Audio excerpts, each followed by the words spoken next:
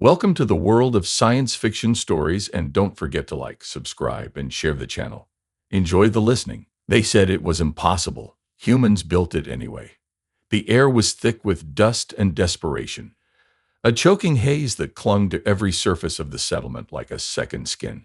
Out there, beyond the cracked horizon, the alien overseers watched, those towering insectoid figures with their clicking mandibles and cold, unblinking eyes.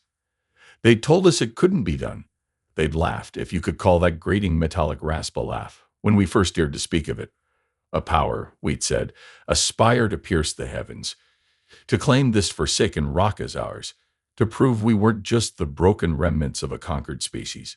Impossible, they'd hissed through their translators, their voices dripping with disdain. Your kind lacks the strength, the will, the vision. You are ants dreaming of mountains, and for a while we believed them.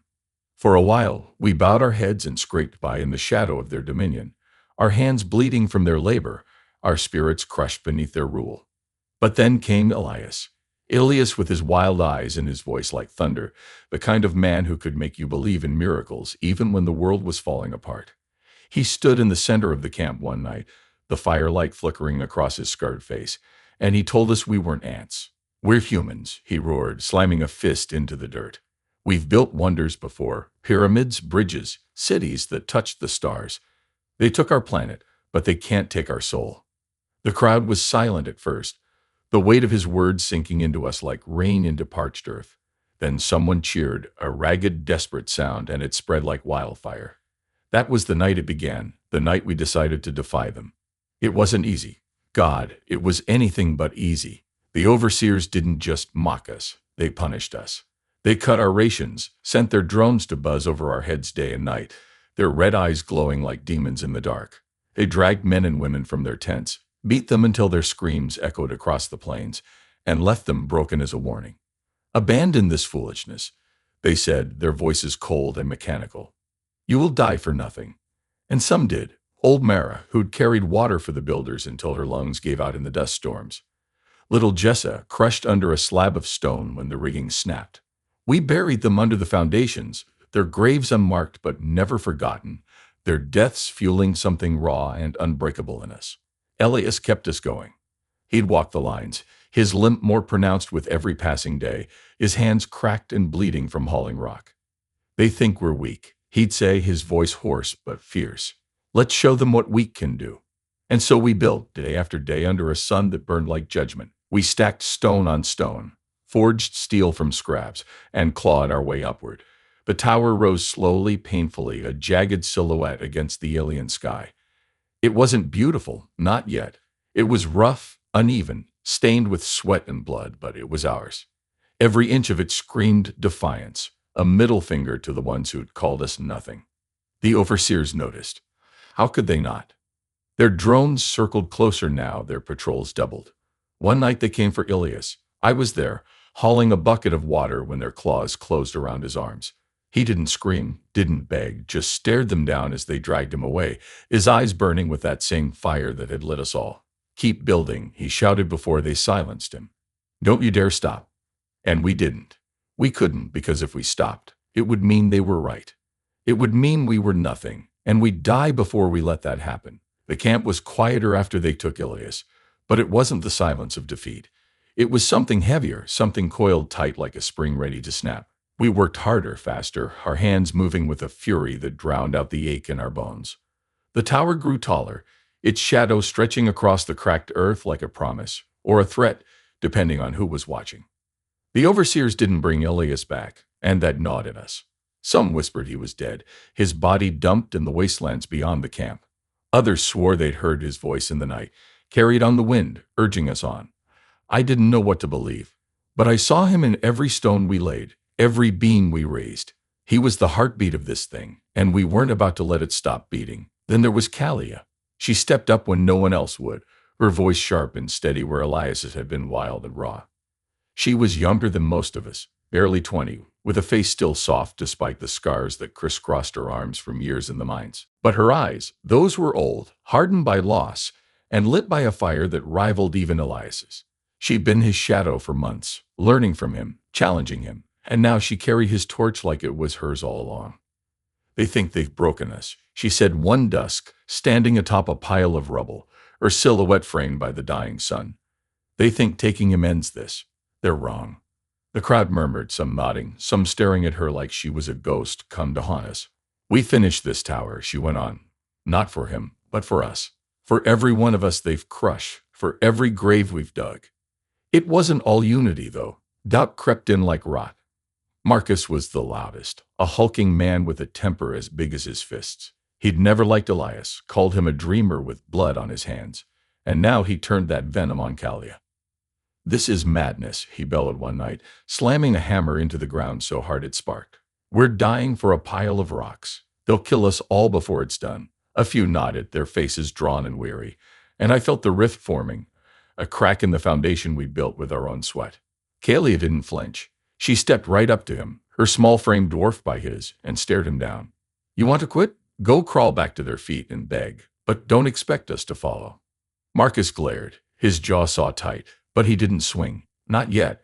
He stormed off, and a handful trailed after him, their heads low. The rest of us stayed.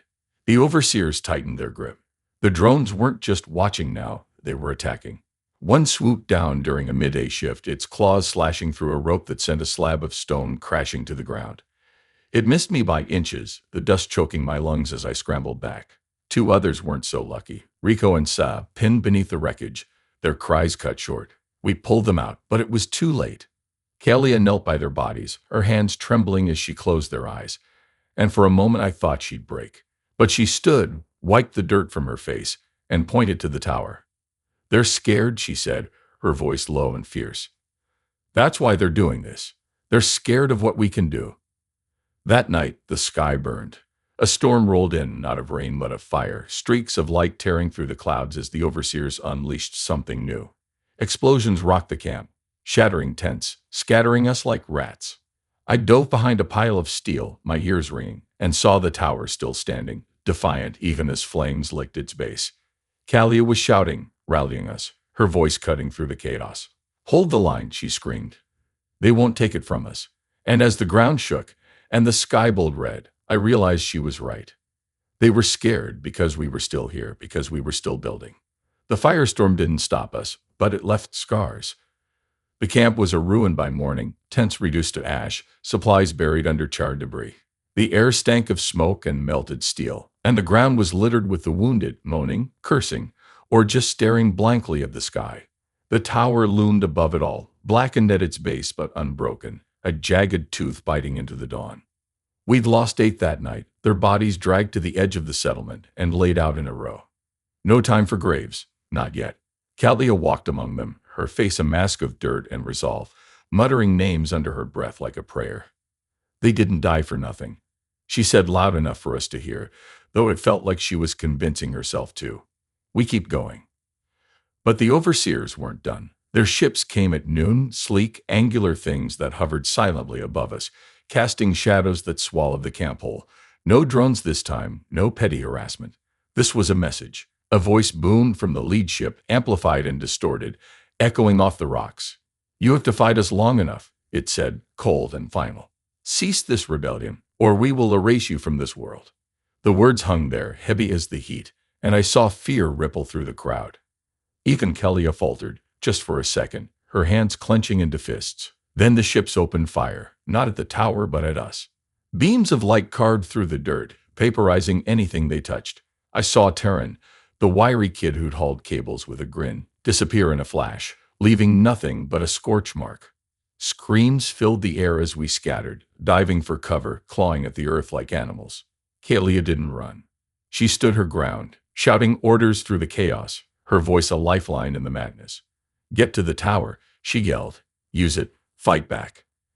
I don't know how she stayed so steady, but it pulled us together. We ran, dragging the wounded, shielding each other as the beams rained down. The tower's base was a fortress now, reinforced with scrap and stone, and we piled inside, cramming into the narrow spaces we'd carved out. The walls shook as the ships bombarded us, but they held. Someone, maybe Joran, the old engineer, had rigged a makeshift shield from salvaged alien tech, and it hummed to life, deflecting the worst of the blasts. We weren't helpless anymore. Inside, the air was thick with panic and sweat. Marcus was there, his face twisted with rage, cornered like a trapped beast. "This is your fault," he roared at Kalia, shoving through the crowd to get to her. "You and your damn tower.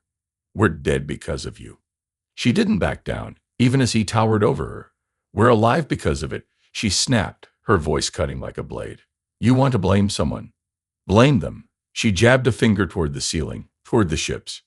Marcus lunged, but hands grabbed him, mine included, holding him back. "Let me go," he snarled, thrashing. "She is killing us." But Kalia just turned away, barking orders to shore up the defenses, her focus unshaken. Then we heard it, a low, guttural cheer from outside. I risked a look through a crack in the wall and saw them, a dozen figures, ragged and bloodied, charging the ships with whatever they could carry, pipes, rocks, a few stolen energy rifles. It was suicide, but it was glorious. They hit one of the smaller crafts, swarming it like ants on a carcass, tearing at its hull until it crashed in a plume of fire. The overseers retaliated, cutting them down without mercy, but the damage was done. The camp roared, a sound born of grief and defiance, and I felt it in my chest, a spark that wouldn't die. Kalia was right. They couldn't erase us, not yet. The crash of that ship lit something in us, a fire that burned hotter than the flames licking the wreckage. We'd drawn blood, alien blood, or whatever passed for it in those cold mechanical husks, and it felt like a victory, even if it cost us everything else. The camp was a graveyard now, the earth scared and smoking, bodies strewn like broken dolls. The overseers pulled back their ships after that, retreating to the edges of the horizon, but we knew it wasn't over. They were regrouping, planning something worse, and we were running out of time. The tower was our only shot, our defiance made solid, and we threw ourselves into it with a desperation that bordered on madness. Kalia was everywhere, her voice hoarse but unrelenting, driving us forward. She climbed the scaffolding herself, hauling cables and beams, working at us to move faster, her hands raw and bleeding. "Higher," she kept saying, like it was a mantra. "We go higher. They won't reach us there." I didn't know if she believed it, or if she just needed us to, but it worked. We stacked steel and stone, welded beams under the searing sun, our bodies pushed past breaking. The tower stretched upward, a crooked, impossible thing, its peak lost in the haze. It wasn't just a structure anymore. It was us, every ounce of our rage and hope poured into it, a monument to the ones we'd lost. But the cracks were showing, and not just in the tower. Marcus hadn't let it go. He'd simmered since the fight in the bunker, his anger festering like a wound. And now he was a storm waiting to break. I caught him muttering with a few others, hard men, bitter men, near the edge of the camp, their eyes darting toward Kalia. "She's lost it," he said, loud enough for me to hear, his voice thick with venom. "Dragging us to our deaths for her pride. Elias was bad enough, but her, she's a damn tyrant." I wanted to argue, to tell him he was wrong, but there was a part of me, a small, tired part that wondered. We were dying out here, piece by piece, and for what? A tower they'd probably blast to rubble the second it was done. It came to a head that night. The air was still, the kind of quiet that presses down on you, and we were gathered around a pitiful fire, sharing the last of the rations. Marcus stood up, slow and deliberate, and pointed at Kalia. "You're done," he said, his voice carrying over the crackle of the flames. "We're not following you anymore. This ends now." The crowd shifted, uneasy, some nodding, others clutching their tools like weapons. Kalia didn't flinch. She set down her cup and faced him, her eyes blazing. "You want to stop? Fine, walk away. But don't pretend you're saving anyone. You're just scared." He laughed, a harsh, ugly sound, and stepped closer. "Scared? Look around, girl. We're dead already. You're the one clinging to a ghost." He swung then, a fist aimed at her jaw, but she ducked, quick as a shadow, and drove her knee into his gut. He doubled over, gasping, and the camp erupted, shouts, shoves, a chaos of loyalty splitting us apart. I grabbed Marcus's arm, pulling him back, while others held Kalia, her chest caving. "Enough," I yelled, my voice raw. "We're killing ourselves faster than they can." The fight drained out of them, but the damage was done. Marcus spat blood into the dirt and walked off, half a dozen following him into the dark. Kalia watched them go, her face unreadable, then turned back to the fire. "We finish it," she said, quieter now but no less certain, for the ones who stayed. Above us, the tower loomed, silent and waiting, as the first lights of the overseer's ships blinked back into view on the horizon. They were coming, and we weren't ready. The lights on the horizon grew brighter, a swarm of stars that promised death. We could hear them now, a low hum that vibrated through the ground, rattling the loose stones at the tower's base. It was a sound that sank into your bones, a reminder of how small we were, how fragile. But Kalia wouldn't let us feel it. She was up before dawn, her voice cutting through the haze, rallying us like a general on the brink of a last stand. "They're coming for us," she said, standing on a rusted crate, her silhouette sharp against the gray sky. "They think they've won. Let's prove them wrong one more time." Her words weren't loud, not like Elias's had been, but they hit harder, sinking deep into the hollows where fear lived. We moved slowly at first, then with purpose, hauling the last of our materials, climbing the tower's jagged frame, our hands trembling but steady. The work was brutal. The higher we went, the thinner the air got, the wind tearing at us like it wanted us gone. Ropes snapped, tools slipped, and every step felt like a gamble with gravity. I saw Lena, a wiry woman with a limp, lose her grip on a beam and fall 30 feet straight down, her scream swallowed by the gusts. We didn't stop to mourn, couldn't. We tied her scarf to the scaffold where she'd stood, a scrap of red flapping like a wound, and kept going. Kalia was up there with us, her face streaked with sweat and grime, pulling cables twice her weight. "Almost there," she panted, her eyes fixed on the peak. "We're almost there." But Marcus was still out there, a shadow on the edge of everything. He and his crew hadn't left the camp. They'd set up near the old water tanks, watching us, waiting. I caught glimpses of them through the dust, their figures hunched and bitter, and I wondered what they were planning. It didn't take long to find out. Midday, when the sun was a hammer beating us down, they struck. A group of them, Marcus at the front, his face twisted with rage, charged the tower's base, swinging hammers and pipes. "Tear it down," he roared, his voice carrying over the wind. "End this madness before it ends us." They hit the supports, metal clanging against metal, sparks flying as the structure shuddered. Panic ripped through us. "Hold them off," Kalia shouted, sliding down a rope so fast it burned her hands. I followed, my heart pounding, grabbing a length of rebar as a weapon. The camp dissolved into chaos, us against them, humans against humans, all while the overseer's hum grew louder. I swung at a man I'd once shared bread with, his eyes wild as he tried to smash a pillar. Kalia tackled Marcus, but two of them rolling in the dirt, fists flying. "You're killing us," he snarled, pinning her down. She spat in his face and kicked free, scrambling to her feet. "You're the one giving up," she fired back, her voice breaking. The tower groaned, a deep, wounded sound, and for a moment I thought it would fall. But Joran and his crew had reinforced it too well. Those old scavengers knew their craft. The supports held, barely, and we drove Marcus's group back, bloodied and cursing, to the edge of the camp. They retreated, but the cost was high. 3 of ours dead, a dozen hurt, and the tower scared but standing. Kalia stood over the mess, breathing hard, her hands dripping red. "We don't stop," she said, more to herself than us. "Not now." Then the sky darkened. The overseers were here, ships descending like vultures, their weapons glowing hot. They didn't fire, not yet. They hovered, silent and massive, waiting for us to break. And up above, the tower's peak glinted, so close we could taste it, a defiance they couldn't ignore. The ships hung there, blotting out the sky, their shadows swallowing us whole.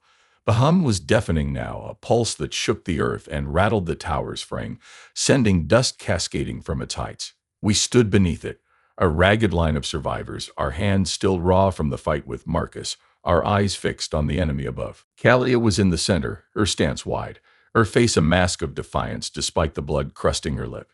"They're here to finish it," she said, her voice steady even as the wind whipped her hair into a tangle. "But we're not done yet. Not until that peak's crowned." She pointed upward to the jagged tip of the tower, so close now we could see the stars through its gaps. It was a crazy dream, a human dream. And it was all we have left. We climbed. There was no time for rest, no time for doubt, just the raw animal need to finish what we'd started. The overseers watched, their ships eerily still, as if savoring the moment before to kill. I hauled a final beam with Kalia, my muscles screaming, my lungs burning in the thin air. Others followed, Joran with his scavenged tools, Mira with her one good arm, a dozen more too stubborn to die.